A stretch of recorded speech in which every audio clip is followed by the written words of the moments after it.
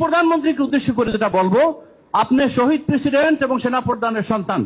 আপনার মাও ছিলেন প্রধানমন্ত্রী, আপনার শ্বশুর ছিলেন এডমিরাল, নৌবাহিনীর সবচেয়ে বড় রেকর্ডেড ভেটারান অফিসার।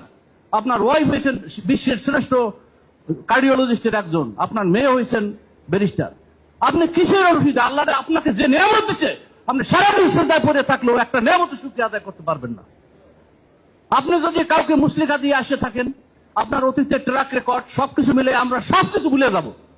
বিরোধী দলের সাথে পরামর্শ করে সুন্দরভাবে জাতির স্বার্থে যা করা দরকার তাই করেন। আমি কোরআনের একটা আয়াত শুনাই আপনাদেরকে, সূরা আরাফের 96 নম্বর আয়াত, ওয়ালাউ আন্না আহলাল কুরআ আমানু লাফাতাহনা আলাইহিম বারাকাতুম মিনাস সামাই ওয়াল আরদ। আল্লাহ রাব্বুল আলামিন বলেন, কোন জনপদের মানুষ যখন আমাকে ভয় করে, আমি অবশ্যই আসমান জমিনের বরকতের সব দরজা খুলে দেব। এটা ইন্ডিয়ানা দিছে আপনাকে, এই আপনার আফগানিস্তানে সোনার খনি, হীরার খনি, রূপার খনি, তেলের খনি, আল্লাহ যা দেন এমন কিছু নাই, ওটা আল্লাহ আমাদেরকেও দিবে। আল্লাহ আমাদেরকেও নিউক্লিয়ার পাওয়ারের অধিকারী করবে। আমরা এই দেশ চালাবো, আমরা কাকে ভয় করি?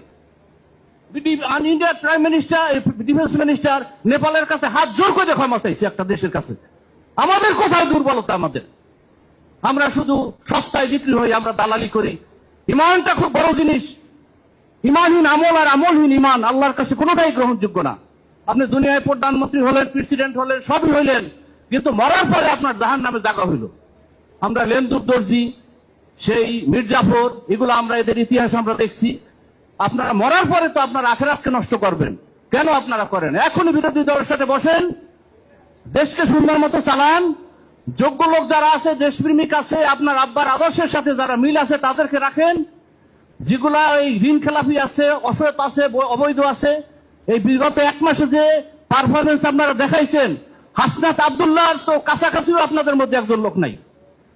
আপনারা এখন যেটা করবেন, বিরোধী দলের সাথে মিশে ঐক্যবদ্ধভাবে দেশ পরিচালনা করেন। ইনশাআল্লাহ পৃথিবীর কোন শক্তি নাই যে আমাদের সামনে দাঁড়ায়।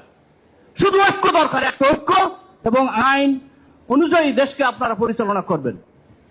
আর একটা কথা আমি বলবো, সশস্ত্র বাহিনীর যারা বড় বড় অফিসার আছেন, সেনাপ্রধানকেও আমি উদ্দেশ্য করব। আজকে সিভিলে তারা 6 মাস আগে 3টা প্রমোশন পাইয়া সবাই সবকিছু নিয়ে গেছে, এখন হান্টিং করেও কিছু পায় না কাউকে দেওয়ার মতো। আর সশস্ত্র বাহিনীর অফিসারদের ইউনুস গভর্নমেন্ট যেটা দিয়ে গেছে, সেটা 19 মাসে এখনো বাস্তবায়ন হয় নাই। এজন্য কিন্তু আপনাদের জবাবদিহি করতে হবে, মনে করেন না, সময় কিন্তু আসবে। সম্মানিত হাজিরিন, আমি 2-3টা কথা বলে শেষ করছি। আমার বোধ হয় কথা বলার প্রায় শেষ। একটা হলো, সাপ যখন সোজা হয় মরার পরে, আগে কিন্তু সোজা হয় না, এটাও একটু মনে রাখেন। মির্জাফর লেন্দুবদর্জির কথা আমি বলছি। আজকে আমাদের এই শিশির মনির ভাই আছেন, আমাদের জাতির শ্রেষ্ঠ সন্তান। আইন বিভাগে এই ধরনের রত্ন, আমার মনে হয় আমি সামনে কথা বলা উচিত না। এরকম আমাদের সবাইকে এরকম হইতে হবে, যার যার পরিবেশে। আমরা আসুন, আমরা ঐক্যবদ্ধ হই।